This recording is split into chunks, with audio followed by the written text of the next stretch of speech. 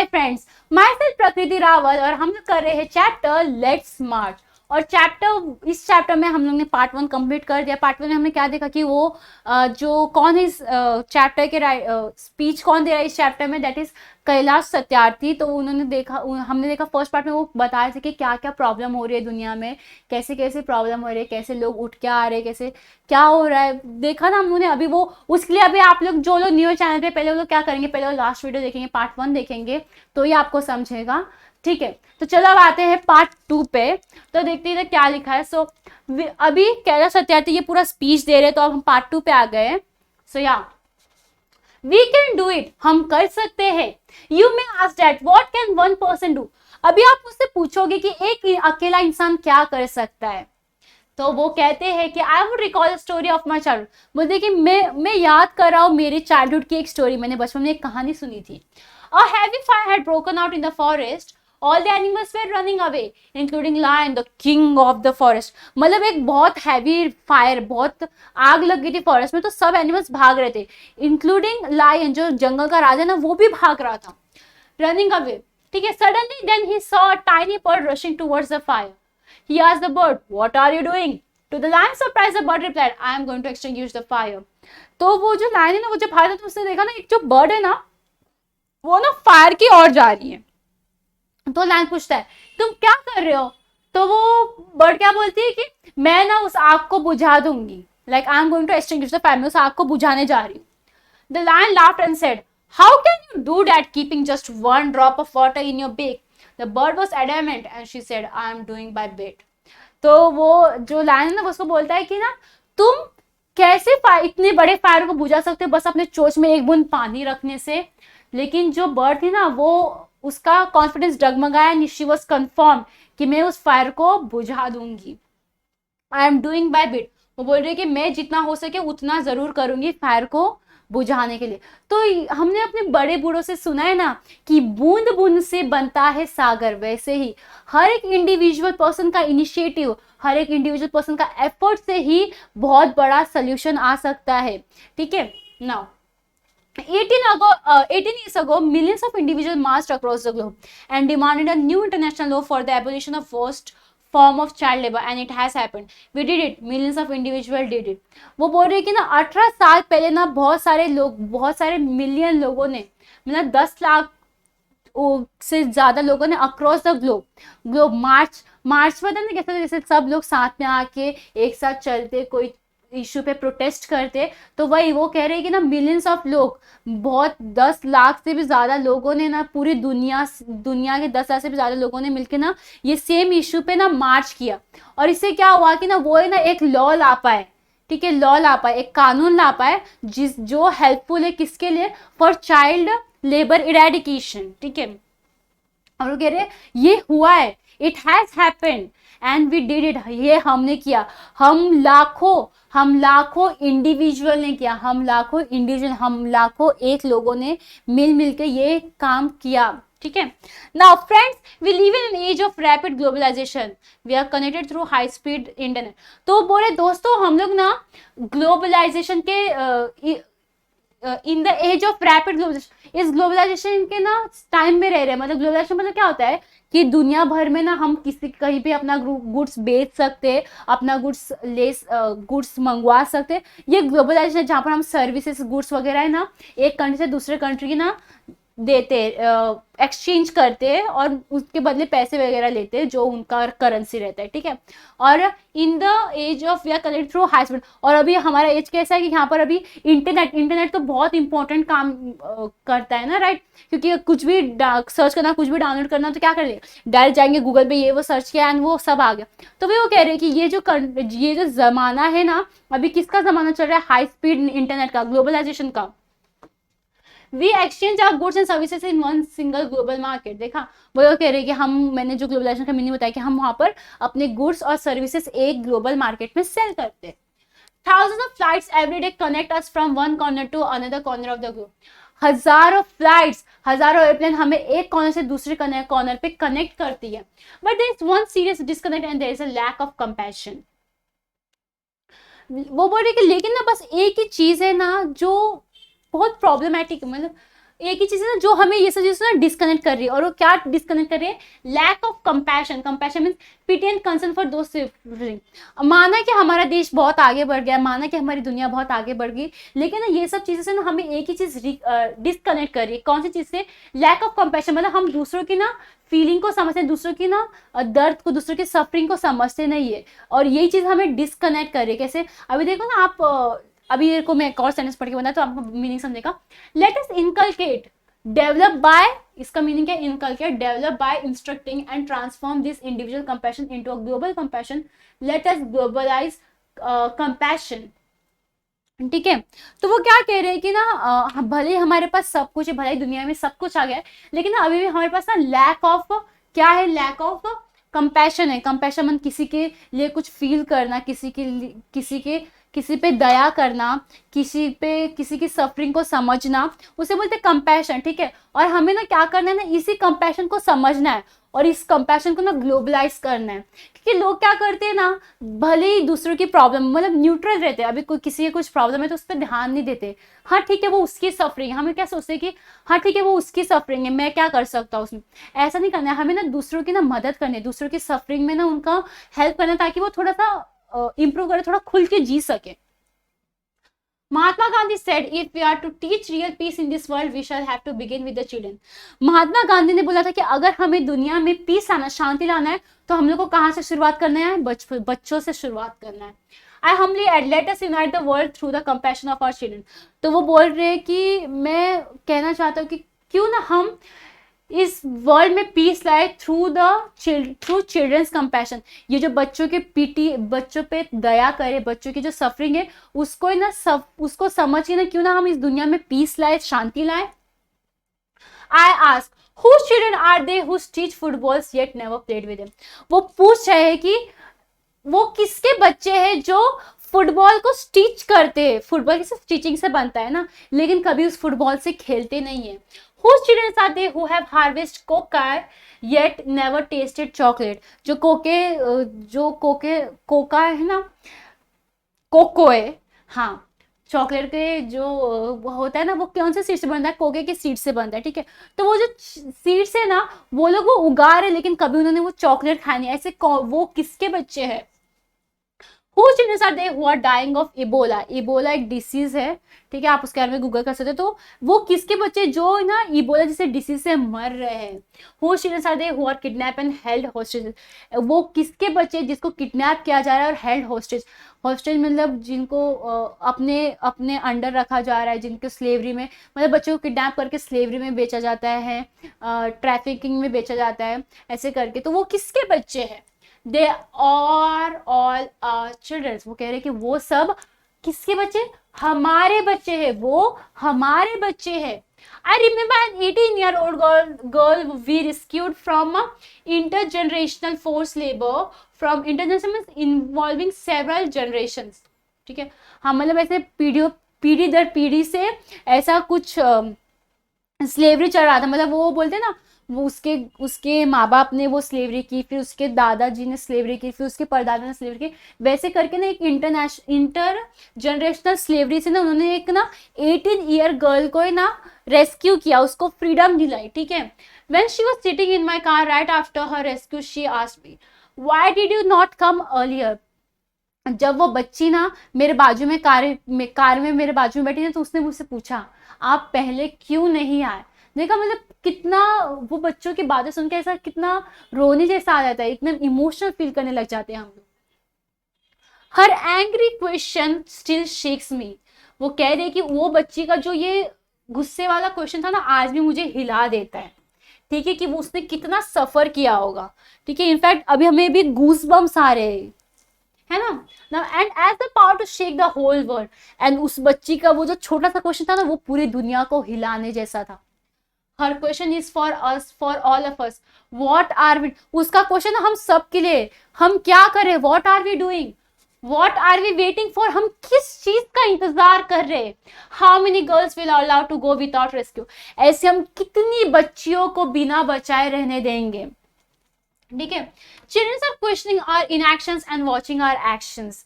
जो बच्चे ना वो हमारे, हम कुछ नहीं करें ना उस चीज को ना बच्चे देख रहे हैं और वो क्वेश्चन कर रहे हैं, ठीक है, एंड वॉचिंग, और देख रहे हैं कि हम क्या कर रहे हैं, मतलब हम कुछ नहीं कर रहे उसको वो, उस पे वो क्वेश्चन उठा रहे हैं और जो हम कर रहे हैं उसको वो देख रहे हैं। We need collective actions with a sense of urgency, हमें साथ में मिलके ना जल्दी जल्द से जल्द कुछ तो करना पड़ेगा, कुछ काम करना ही पड़ेगा, अर्जेंटली, जल्द से जल्द। Every single minute matters, every single child matters, every single childhood matters. हर एक मिनट मैटर करता है, हर एक चाइल्ड, हर एक बच्चा मैटर करता है, हर एक बच्चे का बचपन मैटर करता है, समझे? Now, therefore, I challenge the passivity and pessimism surrounding our children. तो वो चैलेंज कर रहे, किसको चैलेंज कर रहे हैं? जो हम एक्शन नहीं ले रहे ना उसको चैलेंज कर रहे।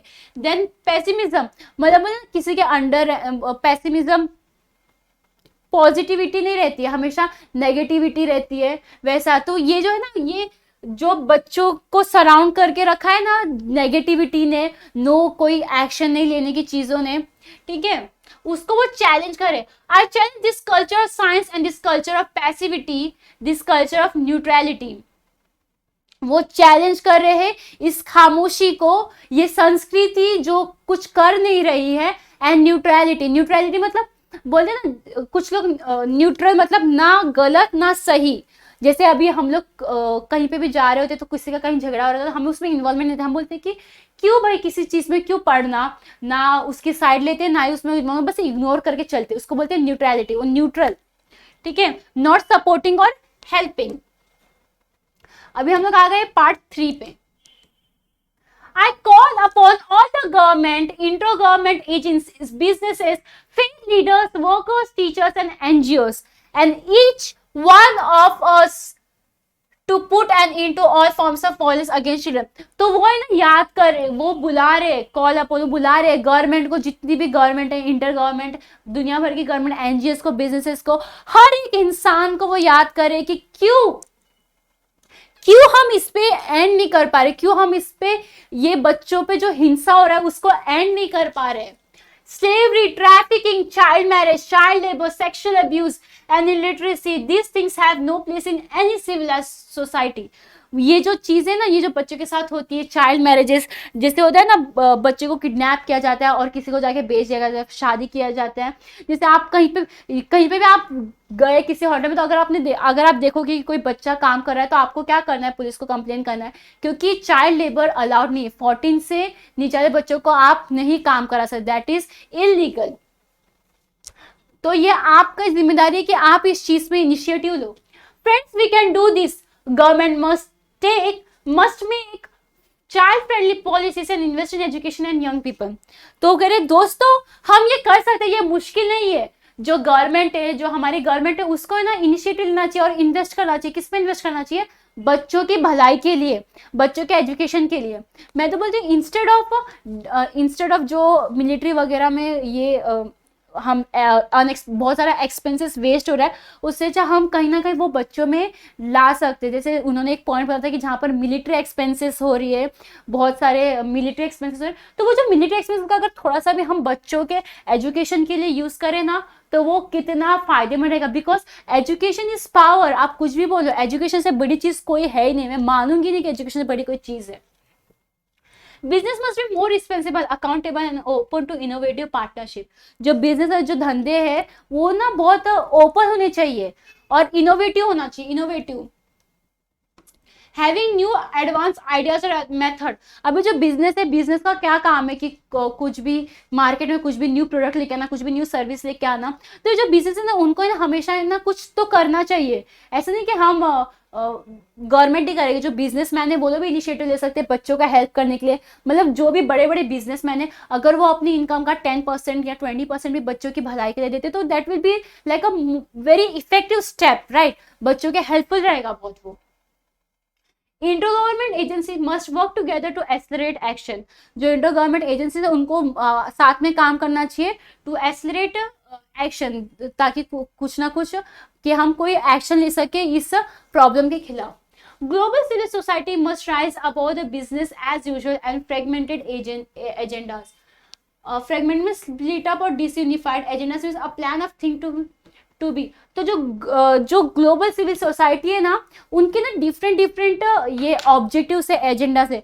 तो हम सब वो क्या कह रहे हैं कि हम सबको ना साथ में जो हमारे अलग अलग फ्रेगमेंटेड मतलब अलग अलग एजेंडा से अलग अलग एम है ना, वो सबको ना हमें एकजुट करके ना एक एम रखना चाहिए।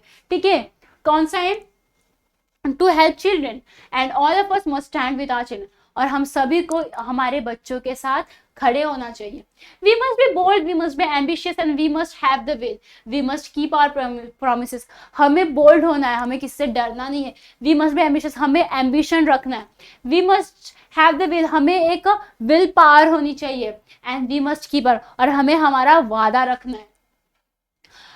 50 years ago, on the first day of my school, I met a cobbler boy, my age, sitting outside the gate of my school. वो कह रहे कि 50 साल पहले ना, मैंने ना एक बच्चे को, मेरी उम्र के एक कॉबलर के बच्चे को, जो जूता वगैरह सीते वगैरह है ना, उन्हें कॉबलर बोलते हैं। हाँ, वो बच्चे को ना मेरे स्कूल के बाहर ना काम करते हुए देखा।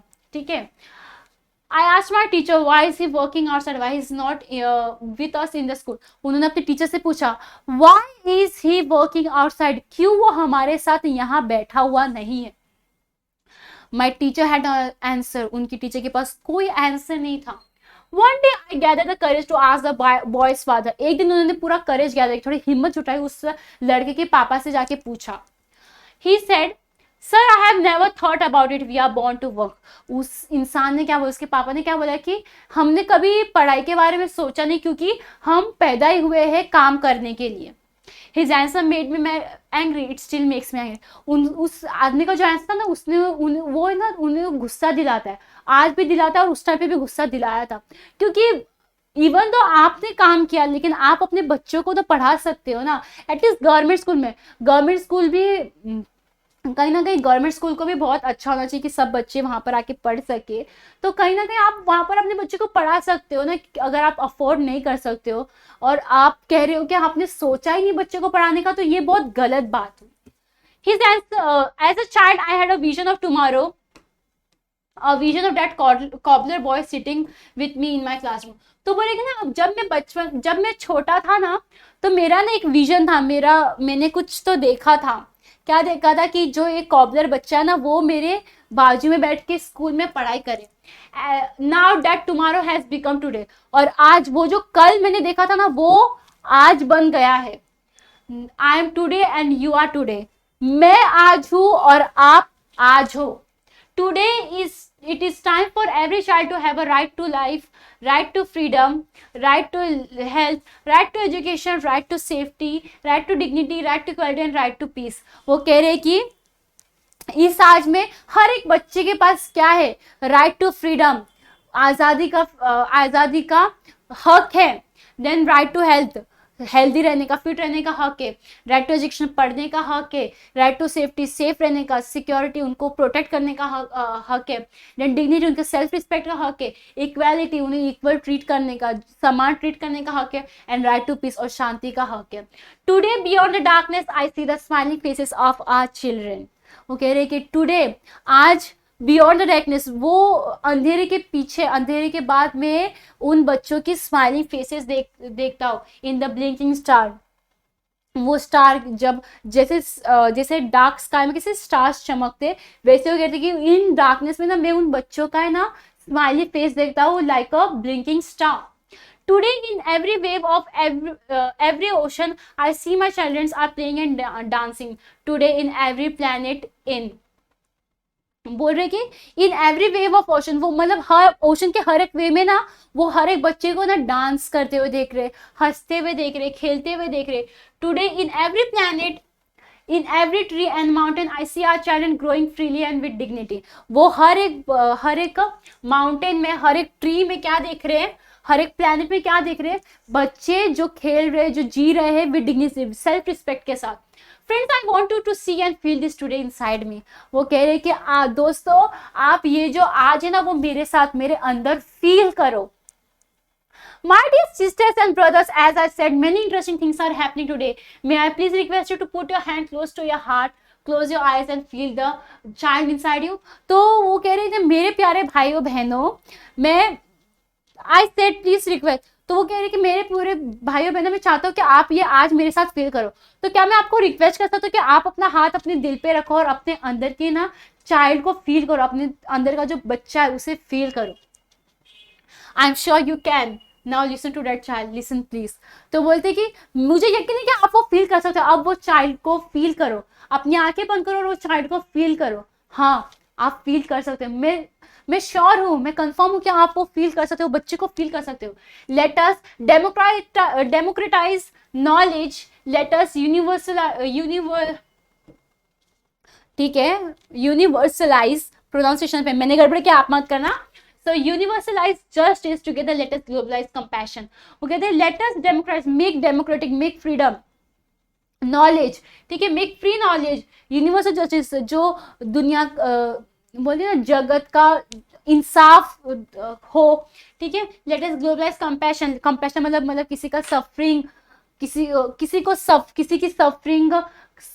की सफरिंग महसूस करना, ठीक है। वो कह रहे हैं कि ना लेट अस ग्लोबलाइज, मतलब ये ना पूरी दुनिया में होना चाहिए किसी की सफरिंग महसूस करने का एबिलिटी, किसी इंसान के सफरिंग को देख के उसे समझने का, ताकि किसी पे दया करना, ये कंपैशन को ना ग्लोबलाइज करो। I call upon you in this room and I all across the world. I call for a march from exploitation to education. I call for a march from poverty to shared prosperity, a march from slavery to liberty, and a march from violence to peace. वो कह रहे हैं कि मैं पुकारता हूँ एक मार्च को। मार्च मतलब पता ना किस तरह से लोग इकट्ठा होके मार्च पे इकट्ठा होके चलते हैं ताकि वो किसी इश्यू को लेके प्रोटेस्ट करने के लिए। तो वही वो कह रहे हैं कि मैं आप सभी को जो भी इस कॉन्फ्रेंस में मौजूद है, इन सबको, जो भी पूरी दुनिया में मौजूद है, उन सबको ना इस मार्च में ना पार्टिसिपेट करने के लिए बुलाता हूँ। और ये मार्च कैसा होगा? This march will be from exploitation, मतलब एक्सप्लोरेशन मीन्स जो अंडू एडवांटेजेस लेते हैं लोगों का, तो एक्सप्लोरेशन टू एजुकेशन, एक्सप्लोरेशन से education, from poverty to shared prosperity, from slavery to liberty, मतलब जो जंजीरों से बच्चों को पकड़ा हुआ है, लोगों को पकड़ा हुआ है, उसे फ्रीडम मिले, ठीक है। And march from violence to, हिंसा से पीस तक का, हिंसा से शांति तक का ये मार्च, मैं आप सभी को इस मार्च में पुकारता हूँ।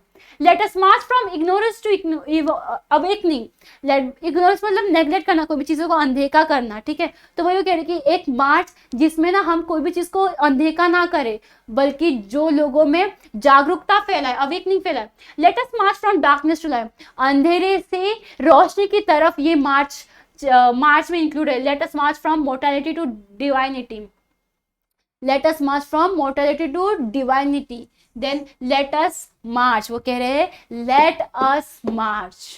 देखा कितना ब्यूटीफुल चैप्टर था, जहां पर हमें जहां पर हमारे मिक्स्ड इमोशंस देखे हमने, किस तरह से वो बच्चों पे कितनी हार्डशिप वो लोग सफर करते हैं। तो वहां पर कहीं ना कहीं हमें रोना आया, फिर कहीं ना कहीं हमने उनकी कुछ बचपन की स्टोरी सुनी, तो जिन पे हमें सब प्लीजिंग फील हुआ। फिर लास्ट में हमें एक मोटिवेशन टाइप फील हुआ कि yes we have to march, let's march. तो आई होप आपको ये चैप्टर पसंद आया हो। अगर आपको वीडियो अच्छा लगे तो लाइक करना, चैनल को सब्सक्राइब करना और जितना हो सके उतना शेयर करना। Bye everyone.